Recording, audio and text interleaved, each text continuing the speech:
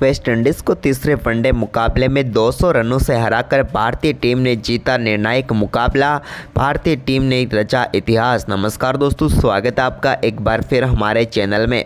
भारत और वेस्टइंडीज के बीच खेले गए तीसरे वनडे मुकाबले में भारतीय टीम ने शानदार परफॉर्मेंस करते हुए संजू सैमसन, हार्दिक पांड्या, ईशान किशन और शुभमन गिल के अर्धशतकों के बाद गेंदबाजों की घातक गेंदबाजी के दम पर 200 रनों से इस मुकाबले को जीत लिया। तो दोस्तों, हम आपको इस मुकाबले का पूरा हाईलाइट इस वीडियो में बताएंगे, लेकिन दोस्तों उससे पहले आप भी टीम इंडिया की इस धमाकेदार जीत को देखकर खुश हैं तो इस वीडियो को लाइक जरूर कर दें और साथ ही साथ अभी तक चैनल को सब्सक्राइब नहीं किया है तो चैनल को सब्सक्राइब करके बेल आइकन जरूर दबा लें।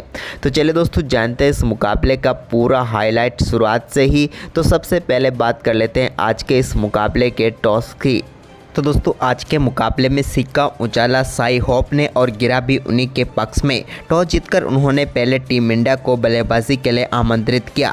टीम इंडिया 2 बदलावों के साथ मैदान पर उतरी, जहां गायकवाड़ और उनादकट को मौका मिला, तो वहीं पर वेस्टइंडीज की टीम बिना किसी बदलाव के मैदान पर उतरी।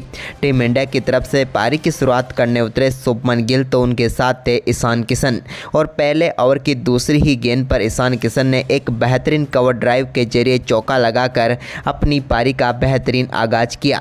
तो वहीं पर इसके बाद दोस्तों तीसरे ओवर की दूसरी गेंद पर शुभमन गिल के बल्ले से भी बेहतरीन चौका देखने को मिला फाइन लेग की तरफ और उन्होंने भी अपना खाता खोला। तो वहीं पर इसके बाद 5वें ओवर की चौथी गेंद पर भी शुभमन गिल ने एक और बेहतरीन चौका जड़ा डीप मिड विकेट की तरफ। तो वहीं पर इसके बाद 5वें ओवर की आखिरी गेंद पर भी उन्होंने एक और शानदार चौका लगाया।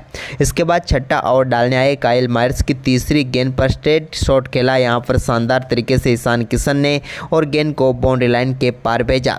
तो वहीं पर इसी ओवर की अगली ही गेंद यानी कि चौथी गेंद पर भी एक और शानदार शॉट खेला और इस बार स्लॉग स्वीप के जरिए उन्होंने गेंद को 4 रनों के लिए बाउंड्री लाइन के पार भेज दिया। इसके बाद दोस्तों 8वें ओवर की पहली गेंद पर भी कमाल की बल्लेबाजी करते हुए एक और शानदार चौका ईशान किशन के बल्ले से ओवर मिड विकेट के ऊपर से देखने को मिला। तो वहीं पर इसके बाद लंबे समय के बाद 8वें ओवर की 5वीं गेंद पर शुभमन गिल ने भी एक शानदार शॉट खेला और गेंद को शानदार तरीके से 4 रनों के लिए भेजा एक पुल शॉट के जरिए।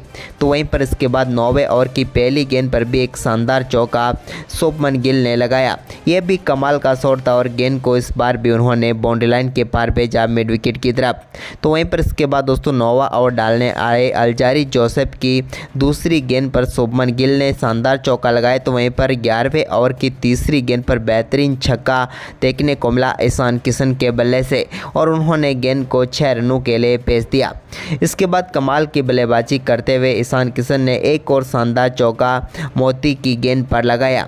तो वहीं पर ईशान किशन की शानदार बल्लेबाजी 13वें ओवर की तीसरी गेंद पर भी जारी रही, जब उन्होंने रोमारियो सेपट की गेंद पर शानदार बल्लेबाजी करते हुए डीप स्क्वायर की तरफ एक शानदार 76 मीटर का छक्का लगाया और इसी के साथ उन्होंने लगातार तीसरे वनडे मुकाबले में अपना तीसरा अर्धशतक पूरा कर दिया। कमाल की बल्लेबाजी रही ईशान किशन की, जहां उन्होंने मात्र 43 गेंदों पर ही अपना अर्धशतक पूरा कर लिया। लेकिन अर्धशतक के बाद भी उनकी शानदार बल्लेबाजी जारी रही, जब 15वें ओवर की तीसरी गेंद पर रोमारियो सेपट की गेंद पर एक और शानदार चौका उनके बल्ले से बैकवर्ड पॉइंट की तरफ देखने को मिला।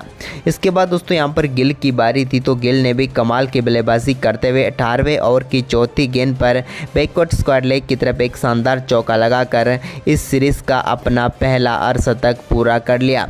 कमाल की बल्लेबाजी रही गिल की भी और उन्होंने शानदार तरीके से 51 गेंदों पर अपना अर्धशतक पूरा किया। इसके बाद दोस्तों 19वें ओवर की पहली गेंद पर भी एक बेहतरीन छक्का ईशान किशन ने डीप स्क्वायर लेग की तरफ लगाया और गेंद को स्टैंड में डिपॉजिट किया रोमारियो सेपट की गेंद को। तो वहीं पर इसके बाद 19वें ओवर की दूसरी गेंद पर भी उनके बल्ले से एक और कमाल का शॉट देखने को मिला और इस बार भी उन्होंने गेंद को शानदार तरीके से 4 रनों के लिए भेज दिया थर्ड मैन की तरफ। लेकिन दोस्तों इसके बाद यहाँ पर 20वें ओवर की चौथी गेंद पर कारिया की गेंद पर बड़ा शॉट खेलना चाहते थे, लेकिन आगे बढ़ गए और स्टंपिंग आउट होकर पेवेलियन लौटे ईशान किशन, जिन्होंने 64 गेंदों पर 77 रनों की पारी खेली। उनके आउट होने के बाद ऋतुराज गायकवाड़ क्रीज पर उतरे। ऋतुराज गायकवाड़ ने भी एक बेहतरीन चौका अल्जारी जोसेफ की गेंद पर डीप बैकवर्ड स्क्वायर लेग की तरफ देखने को मिला, जहां पर उन्होंने पुल शॉट खेलते हुए गेंद को 4 रनों के लिए भेजा। लेकिन इसके बाद दोस्तों 23वें ओवर की आखिरी गेंद पर वो स्लिप में अपना कैच ब्रेंडन किंग को थमा बैठे और भारतीय टीम को दूसरा झटका गायकवाड़ के रूप में लगा। गायकवाड़ इस मुकाबले में 14 गेंदों पर 8 रन बनाकर पेविलियन लौटे और अल्जारी जोसेफ का शिकार बने। लेकिन दोस्तों उनके आउट होने के बाद क्रीज पर उतरे संजू सैमसन आज आते ही कुछ अलग ही रूप में दिखे। जब उन्होंने अपनी दूसरी गेंद खेली तो करिया की गेंद को शानदार तरीके से उन्होंने लॉन्ग ऑन के ऊपर से 6 रनों के लिए स्टैंड में डिपॉजिट किया और कमाल का शॉट खेला और छक्का जड़ा। इसके बाद दोस्तों उन्होंने 24वें ओवर की आखिरी गेंद पर भी करिया के एक और छक्का इस बार लॉन्ग ऑफ के ऊपर से लगाया और गेंद को एक बार फिर स्टैंड में डिपॉजिट कर दिया। एक ही ओवर में 2 छक्के लगाकर वो शानदार बल्लेबाजी करते हुए आगे बढ़ रहे थे। इसके बाद दोस्तों यहां पर संजू सैमसन ने 27वें ओवर की पहली गेंद पर जैडन सिल्स की गेंद को एक बार फिर से डीप मिड विकेट के ऊपर से शानदार तरीके से 6 रनों के लिए भेज दिया। तो वहीं पर इसके बाद शुभमन गिल ने भी 28वें ओवर की चौथी गेंद पर एक और शानदार चौका मोती की गेंद पर लगाया। तो वहीं पर इसके बाद दोस्तों इसी ओवर की 5वीं गेंद पर भी उन्होंने एक लेट कट के जरिए एक और चौका लगाया और बैक टू बैक 2 चौके इस ओवर में शुभमन गिल के बल्ले से देखने को मिले। इसके बाद दोस्तों संजू सैमसन ने 31वां ओवर डालने आए करिया के एक और शानदार छक्का स्ट्रेट डाउन द ग्राउंड लगाया। इस बार भी उन्होंने गेंद को शानदार तरीके से बाउंड्री लाइन के पार भेजा और छक्का बटोर लिया। तो वहीं पर 31वें ओवर की चौथी गेंद पर भी उन्होंने एक और शानदार चौका डीप स्क्वायर लेग की तरफ लगाया और इस बार गेंद को 4 रनों के लिए स्टैंड की तरफ भेजा। तो वहीं पर इसके बाद दोस्तों 32वें ओवर की तीसरी गेंद पर 2 रन लेकर संजू सैमसन ने भी अपना बेहतरीन अर्धशतक पूरा कर लिया। संजू की कमाल की बल्लेबाजी रही और वो बेहतरीन अर्धशतक तक पहुंचे। लेकिन इसके बाद दोस्तों एक और बड़ा शॉट खेलना चाहते थे, लेकिन इस बार वो सिमरन हेटमायर को अपना कैच थमा बैठे और शानदार तरीके से 41 गेंदों पर 51 रनों की पारी खेलकर पेविलियन लौटे संजू। तो वहीं पर संजू के आउट होने के बाद हार्दिक पांड्या क्रीज पर उतरे। तो हार्दिक पांड्या और शुभमन गिल के बीच सिर्फ 21 रनों की पार्टनरशिप ही हुई थी कि यहां पर 39वें ओवर की चौथी गेंद पर यहाँ पर कैसी करिया को कैच थमा बैठे शुभमन गिल और मोती की गेंद पर 92 गेंदों पर 85 रनों की पारी खेलकर वो पेविलियन लौटे।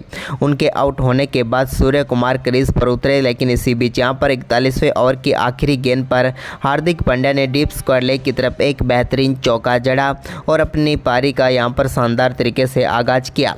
तो वहीं पर इसके बाद 42वें ओवर की तीसरी गेंद पर भी उनके बल्ले से एक शानदार छक्का स्ट्रेट डाउन द ग्राउंड देखने को मिला।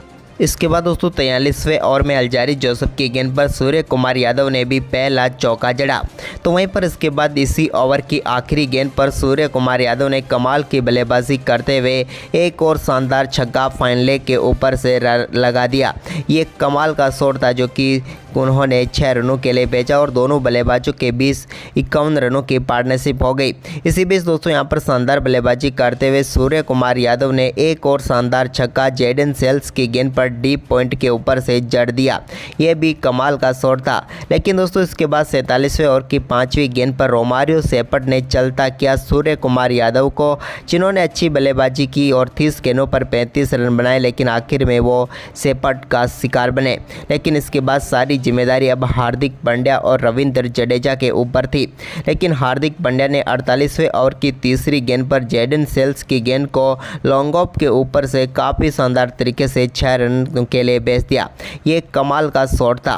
तो वहीं पर इसके बाद दोस्तों 49वें ओवर की दूसरी गेंद पर भी एक और शानदार छक्का हार्दिक पांड्या के बल्ले से देखने को मिला और इसी के साथ उन्होंने कमाल की बल्लेबाजी करते हुए अपना अर्धशतक पूरा कर लिया।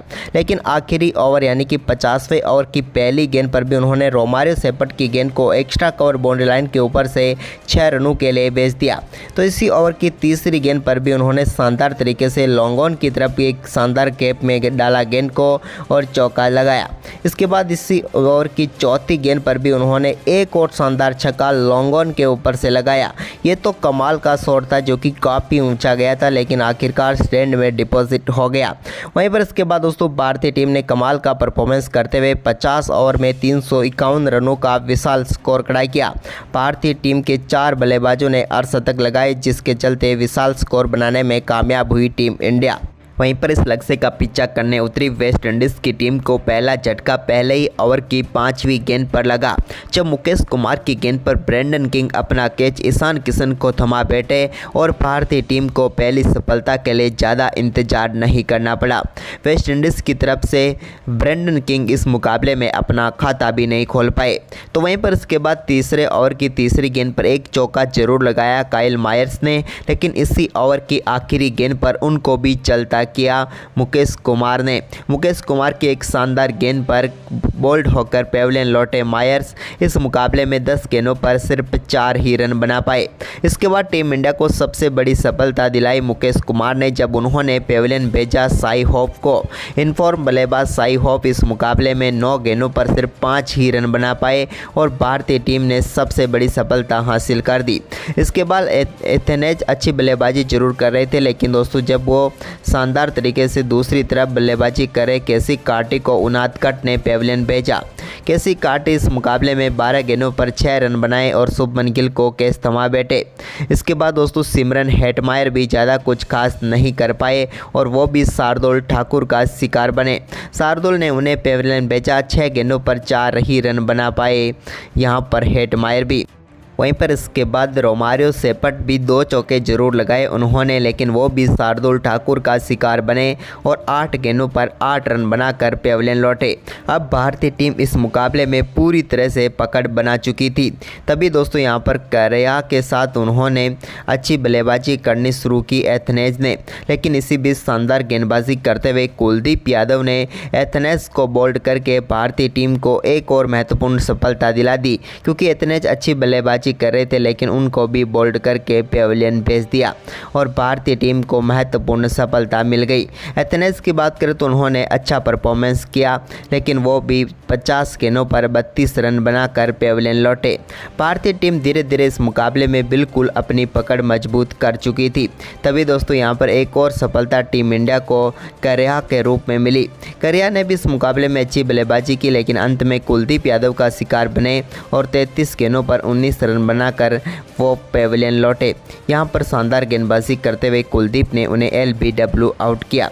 इसके बाद दोस्तों यहां पर एक समय तक वेस्ट इंडीज़ की टीम इस मुकाबले में अपने 8 विकेट मात्र 88 रनों के स्कोर पर गंवा चुकी थी, लेकिन इसके बाद इस टीम के लिए एक महत्वपूर्ण साझेदारी जरूर की और वो साझेदारी अल्जारी जोसेफ और मोती के बीच 9वें विकेट के लिए हुई। इस अर्धशतक की साझेदारी ने 143 रनों तक पहुंचाया टीम को। तभी यहां पर शानदार गेंदबाजी करते हुए अल्जारी जोसेफ को पेविलियन भेजा। शार्दुल ठाकुर ने किशन के हाथों कैच करवाकर उन्होंने 26 गेंदों पर 39 रनों की पारी खेली, जबकि आखिरी विकेट भी शार्दुल ठाकुर ने ही चटका और जैडन सेल्स को उन्होंने बोल्ड करके पेविलियन भेजा और भारतीय टीम ने इस मुकाबले में वेस्ट इंडीज़ की टीम को 151 रनों पर ऑल आउट करके इस मुकाबले को 200 रनों से जीत लिया। टीम इंडिया की तरफ से शार्दुल ठाकुर को 4 तो मुकेश कुमार को 3 सफलताएं मिली। इसके अलावा जयदेव नाथकट को 1 व कुलदीप यादव ने 2 सफलताएं प्राप्त करके टीम इंडिया को 2-1 से सीरीज में शानदार जीत दिला दी। तो दोस्तों भारतीय टीम की जीत आपको कैसी लगी, आप हमें कमेंट में अपनी राय जरूर दें और इस वीडियो को ज़्यादा से ज़्यादा शेयर जरूर करें। धन्यवाद दोस्तों।